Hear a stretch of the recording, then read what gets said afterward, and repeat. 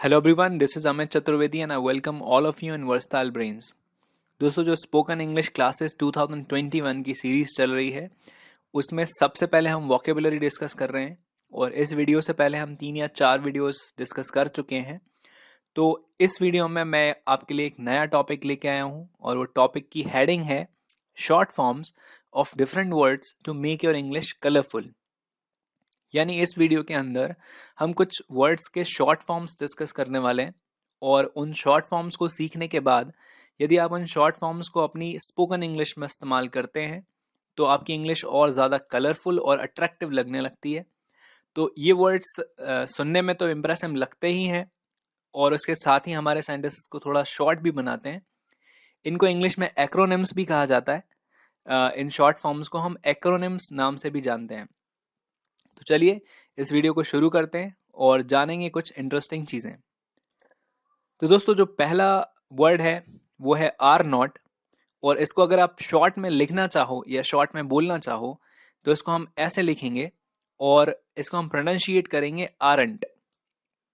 आप ये जो ओ है इसको आप हटा दोगे और इसके लिए आप ऊपर एक छोटा सा कॉमा लगा देंगे। तो ये जो है आर नॉट, इसको हम शॉर्ट में कहेंगे आरंट। जो अगला वर्ड है वो है डिड नॉट। अगर डिड नॉट को आप शॉर्ट में लिखना चाहो तो आपको ये ओ यहाँ से रिमूव कर देना है और उसके लिए ऊपर एक कॉमा लगा देना है। तो इसको हम दो तरह से पढ़ेंगे, या तो हम इसको बोलेंगे डिंट या फिर हम इसको पढ़ते हैं डिडंट। यानी ड आप चाहें तो प्रोनाउंशिएट कर भी सकते हैं, ये बीच वाला, ये वाला जो दूसरा डी है इसको, और अगर आप चाहें तो इसको ना भी करें, यानी आप इसको डिंट पढ़ें या डिडंट पढ़ें, दोनों प्रोनाउंसिएशन सही है, एक्सेप्टेबल है। तीसरा जो वर्ड है डज नॉट, उसको हम पढ़ते हैं डजंट। आपको फिर से ये ओ को हटाना है और यहाँ पे लगाना है कॉमा। इसे हम पढ़ेंगे हैज नॉट को हैजंट, हैड नॉट को हैडंट, और आई हैड कहना हो आपको या फिर कहना हो आई वुड तो आप इसको आइड से रिप्रेजेंट करेंगे, यानी ये पूरी स्पेलिंग हट जाएगी और जो लास्ट का डी है हैड वाला या वुड वाला वो लास्ट में यहाँ ऐड हो जाएगा। तो आई हैड कहना हो आपको या आई वुड कहना हो आप कहेंगे आइड। ऐसे हम कैन नॉट को कैंट बोलते हैं, कैन नॉट को बोला जाता है कैंट। ऐसे ही डू नॉट अगर आपको कहना हो तो आप इसको डोंट बोल सकते हैं, और हम चाहें तो राइटिंग में भी इन सारे वर्ड्स को ऐसा कैसा यूज़ कर सकते हैं। ये इन वर्ड्स के शॉर्ट फॉर्म है। ये हमारी टाइम, हमारा स्पेस भी बचाते हैं और साथ में हमारी इंग्लिश को सुनने में और लिखने में कलरफुल और इंटरेस्टिंग और इम्प्रेसिव बनाते हैं।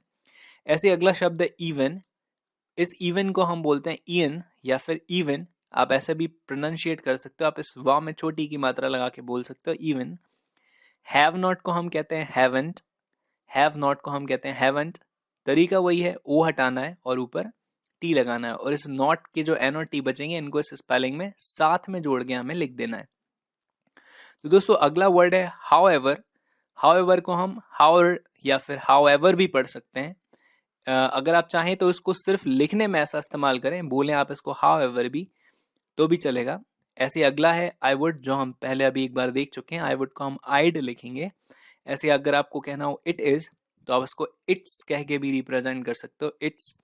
ऐसे हमें अगर कहना हो इज़ नॉट तो हम उसको इजंट कह के बोल सकते हैं या लिख सकते हैं। इज़ नॉट को शॉर्ट में हम इजंट लिख सकते हैं। तरीका वही है, ओ हटाना है, ऊपर कॉमा लगाना है।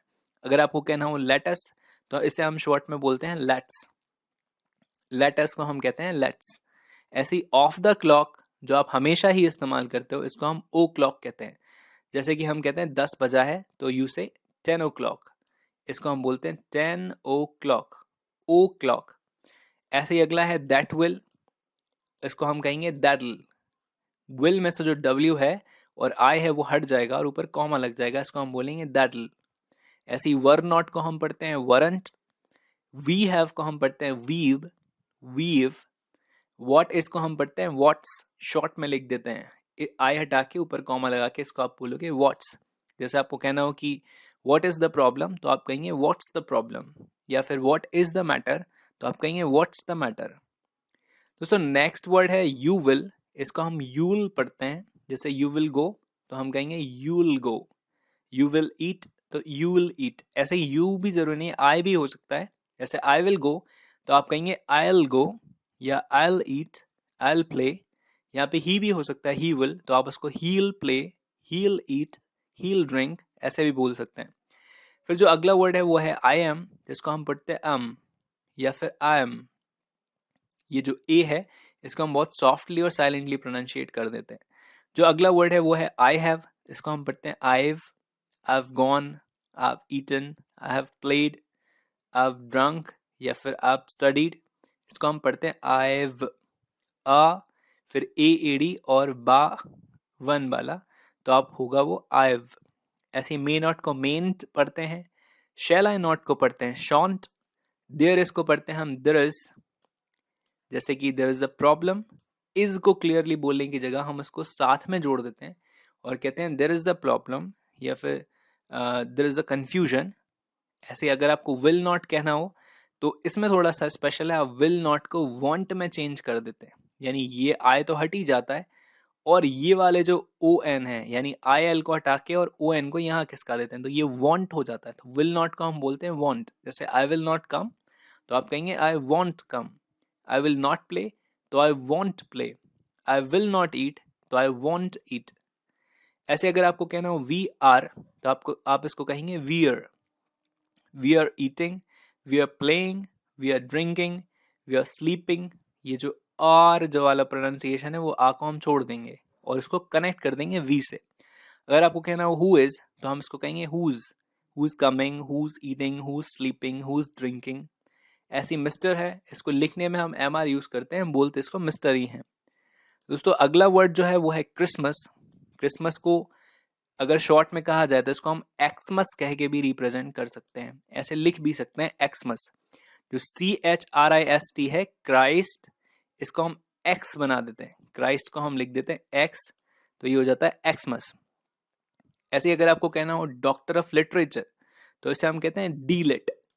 ये डॉक्टर ऑफ जो है इसको हम डी से रिप्रेजेंट कर देते हैं और लिटरेचर को हम LITT से रिप्रेजेंट कर देते हैं, एक टी ये वाला और दूसरा टी ये वाला, तो डॉक्टर ऑफ लिटरेचर को हम कहेंगे डीलिट। ये कोर्स भी होता है।